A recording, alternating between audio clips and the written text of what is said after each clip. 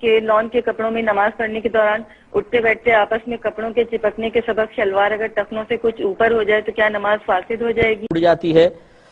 دیکھیں ٹخنا چونکہ ستر میں داخل ہے، لہٰذا اگر کوئی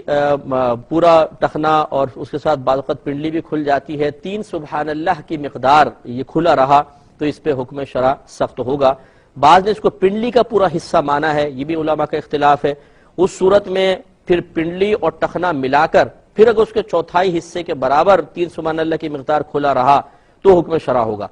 یعنی پھر اس کا وہ نماز ٹوٹنے کا حکم دیا جائے گا۔ تو بہتر یہ ہے کہ جب اس طرح کے اختلافی مسائل ہوں تو ایسی بہنوں کو چاہیے کہ جب معلوم ہے کہ ہم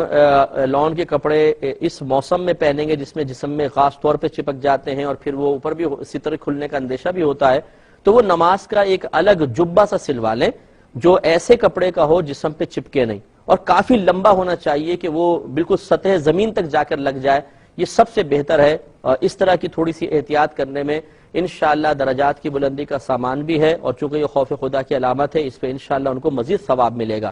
لیکن المیہ یہ ہے کہ جب شادی بیاہ میں جانا ہو، کسی کے سالگرہ میں جانا ہو، کوئی مہمان گھر میں آ رہے ہوں تو انسان بہت زیادہ اہتمام کرتا ہے، خصوصاً ہماری بہنیں اگر ان کو بیوٹی پارلر میں جا کر اپنا ظاہری حلیہ بگاڑنا ہو وہ بھی بگاڑ دیتی ہیں، اچھی خاصی شکل صورت بگاڑ کر آ جاتی ہے۔ لیکن جب اللہ تبارک و تعالیٰ کی بارگاہ میں کھڑے ہونے کا موقع آتا ہے تو ہم مسلمانوں کا مردوں سمیت اہتمام کا کوئی ذہن نہیں ہے کہ اللہ تعالیٰ کے لیے بھی کوئی اہتمام کرنا چاہیے۔ اس لیے ہمارے مؤدبانہ گزارش ہے بہنوں سے ایک لمبا جبہ سلوا لیں تاکہ آپ کے ٹخنے کھڑے ہونے کے باوجود، اٹھنے کے باوجود کبھی بھی نہ کھلے، تاکہ دل میں اطمینان رہے۔ یہ کہتی ہے کہ والد صاحب کا انتقال ہوا، ان پر بیٹے کا کچھ قرضہ تھا، وراثت کی تقسیم سے پہلے بیٹے نے اپنا قرضہ طلب کیا تو دیگر ورثہ ناراض ہو گئے کہ تم والد کو قرض بھی معاف نہیں کر سکتے، کیا شرعی حکم؟ بالکل ناجائز ہے، یہ تانا دینا بالکل غلط ہے۔ اگر والد صاحب نے قرضہ لیا تھا تو بیٹے پہ کوئی لازم نہیں ہے کہ اس قرضے کو معاف کرے۔ ہاں اگر باپ محتاج ہوتا، والد صاحب محتاج ہوتے، ادا نہ کر سکتے، پھر تو ایک عام آدمی، عام مسلمان کو بھی مہلت دینا واجب ہے کہ بیچارہ وہ نہیں دے سکتا، تنگ دست ہے تو اس کو مہلت دو،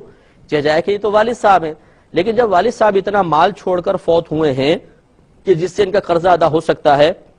اور پھر اس کے بعد ورثاء کو بھی مال بچ رہا ہے، تو پھر ورثاء کا یہ کہنا کہ والد صاحب کا قرضہ تم معاف کیوں نہیں کرتے ہو، یہ بالکل غلط مطالبہ ہے۔ اس میں کوئی بے ادبی کا تصور نہیں ہے، اس میں والد صاحب کے لیے اذیت اور تکلیف کا کوئی پہلو پوشیدہ نہیں ہے کہ اگر یہ بیٹا پہلے وراثت میں سے اپنا قرضہ لے گا تو والد صاحب کو روحانی تکلیف ہوگی، نہیں۔ بلکہ اگر آپ آج والد صاحب کو بالفرض اگر ممکن ہوتا اور انہیں قبر سے زندہ کھڑا کر کے پوچھا جاتا کہ سب سے پہلی آپ کی خواہش کیا ہے، تو وہ یہ غالباً یہ کہتے میرا قرضہ ادا کرو، سب سے پہلی خواہش میری یہ ہے، اور اس سے خوش ہوتے۔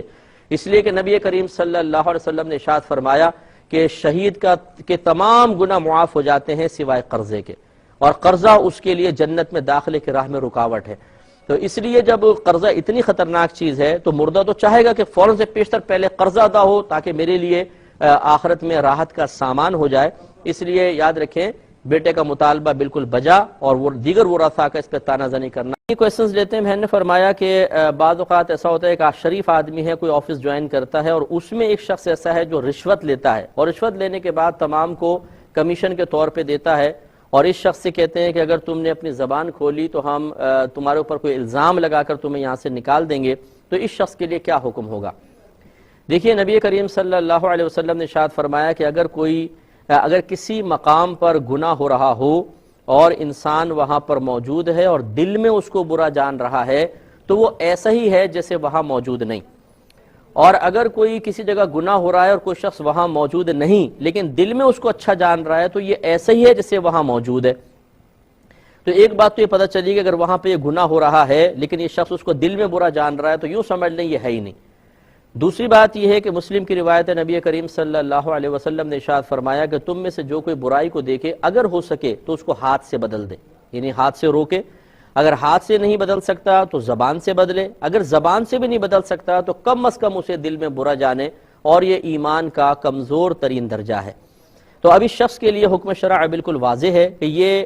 چونکہ بیچارہ ہاتھ سے نہیں منع کر سکتا، زبان سے نہیں کہہ سکتا، کیونکہ آج کل ماحول اتنا خراب ہے، وہ جیسے دھمکی دے رہے ہیں ویسے بیچارے کو ایسی ذلیل کر کے نکالیں گے، تو یہ بالکل خاموش رہے، دل میں برا جانے، تو یہ بری ذمہ ہو گیا، اور یہ ایسا ہے جیسے وہاں موجود ہی نہیں ہے، لہٰذا بروز قیامت ان لوگوں کے افعال پر خاموش رہنے کی بنا پر اس شخص سے کسی قسم کی باز پرس نہیں ہوگی، کیونکہ بیچارہ مجبور ہے، اور جو مجبور ہے وہ معذور ہے، اور اللہ تعالیٰ مجبور و معذور سے قلم اٹھا لیتا ہے، ان کی کوئی گرفت نہیں ہوتی ہے۔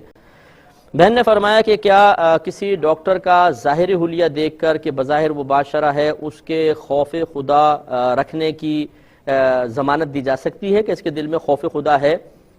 دیکھیں، یہ ضروری نہیں ہے کہ کوئی باشرہ ہو تو یہ ضروری ہے کہ خوف خدا رکھتا ہو۔ بعض داڑھی والے جو ہیں ان کے دل میں خوف نہیں ہوتا ہے، اور بعض ایسے بھی الحمدللہ ہمیں تو بہت لوگ ملتے رہتے ہیں کہ جو پینٹ شرٹ پہنے ہوتے ہیں، ان کی داڑھی بھی نہیں ہوتی ہے، لیکن اللہ تبارک و تعالیٰ کا اتنا خوف رکھتے ہیں کہ حرام کی طرف ہاتھ نہیں بڑھاتے ہیں، اور مزید گندے کام نہیں کرتے ہیں، بہت سارے گناہوں سے اپنے آپ کو بچاتے ہیں، اگرچہ بعض گناہوں میں خود بھی ملوث ہوتے ہیں، لیکن بہرحال تو خوف خدا چونکہ ایک قلبی کیفیت کا نام ہے، خوف ایک قلبی کیفیت کا نام ہے، تو ہم حکم تو نہیں لگا سکتے، لیکن ظاہر کو دیکھ کر آپ حسن ظن قائم کر سکتے ہیں کہ ہو سکتا ہے کہ ان کے دل میں خوف خدا ہو۔ تو اب ایسے ڈاکٹر جس سے آپ جا کر مثال کے طور پہ وضو کے بارے میں یا روزے کے بارے میں کویسچن کرتے ہیں کہ جی میری بیماری ہے، میں وضو کروں یا نہ کروں، روزہ رکھوں یا نہ رکھوں، تو جب وہ ڈاکٹر آپ کو بتائے گا، وہ اگر آپ کسی عالم دین یا کسی مفتی کے سامنے پیش کر کے دیکھیں تو ان کے خوف خدا کا حال معلوم ہو سکتا ہے۔ ایک انہوں نے کویسچن کیا کہ کیا اذان سے پہلے نماز ادا کی جا سکتی ہے؟ دیکھیں، مسئلہ یہ اگر آپ گھر میں مثال کے طور پہ نماز ادا کر رہے ہیں تو وقت کا ہو جانا کافی ہے، اذان کا ہونا کوئی لازم یا ضروری نہیں ہے۔ تو آپ اپنے گھر میں نمازوں کے اوقات کا کیلنڈر ضرور رکھیں۔ مثال کے طور پہ آپ عصر پڑھنا چاہتے ہیں، ابھی مسجد میں اذان نہیں ہوئی، آپ نے دیکھا ٹائم ہو گیا ہے،